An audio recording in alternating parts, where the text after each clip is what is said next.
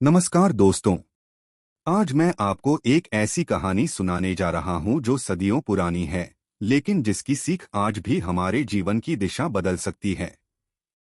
यह कहानी है गौतम बुद्ध के जीवन के एक ऐसे क्षण की जब उनके सबसे बड़े आलोचक ने उन्हें शांत करने की नहीं बल्कि उन्हें जहर देने की कोशिश की थी। बुद्ध अपनी ज्ञान यात्रा के दौरान एक गांव से गुजर रहे थे। उस गांव में अजातशत्रु नामक एक व्यक्ति रहता था।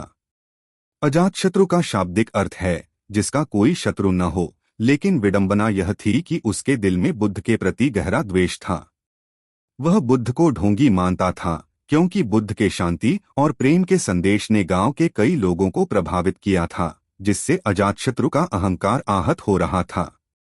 एक दिन जब बुद्ध अपने भिक्षुओं के साथ बैठे थे, अजातशत्रु उनके पास आया। उसके हाथ में एक टोकरी थी जिसमें बेहद गंदे और बासी फल थे।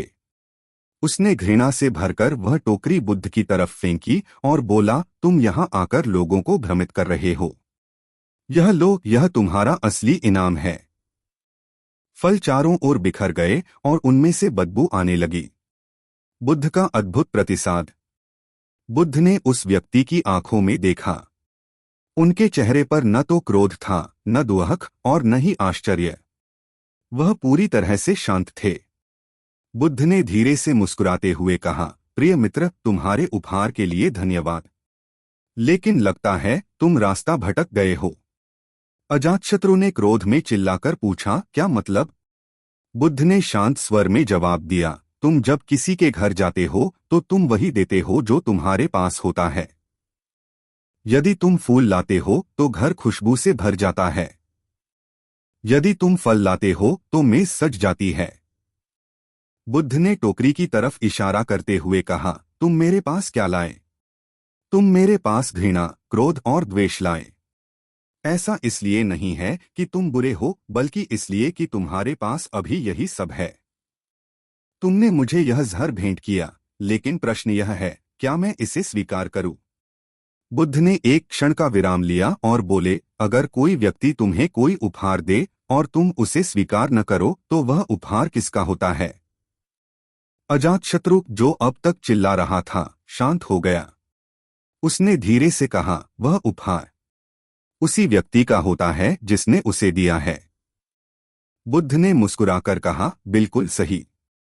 मैंने तुम्हारी घृणा, तुम्हारा क्रोध और तुम्हारा द्वेष स्वीकार नहीं किया, इसलिए यह जहर अब फिर से तुम्हारा ही है। इसे ले जाओ और देखो कि तुम इसके साथ क्या करना चाहते हो। अजातशत्रु स्तब्ध रह गया। उसे समझ आ गया कि क्रोध एक आग है जो पहले उसे जलाती है, जो इसे उत्पन्न करता है। बुद्ध ने उसे क्षमा और शांति का सबसे बड़ा पाठ बिना एक भी कठोर शब्द कहे सिखा दिया था। वह बुद्ध के चरणों में गिर पड़ा। दोस्तों, यह कहानी हमें सिखाती है कि आप दुनिया को वही देते हैं जो आपके अंदर होता है, खुशी या क्रोध। लेकिन इससे भी बड़ी सीख यह है कि आप किसी और के जहर को स्वीकार न करने का चुनाव कर सकते हैं। जब कोई आपको गुस्सा दे, अपमान दे या द्वेष दे तो याद रखें, वह उनका उपहार है। आप इसे स्वीकार करके दुखी होने से इनकार कर सकते हैं। शांत रहें, प्रेम बांटें और अपने मन की शांति की रक्षा करें। यही जीवन की सबसे बड़ी प्रेरणा है।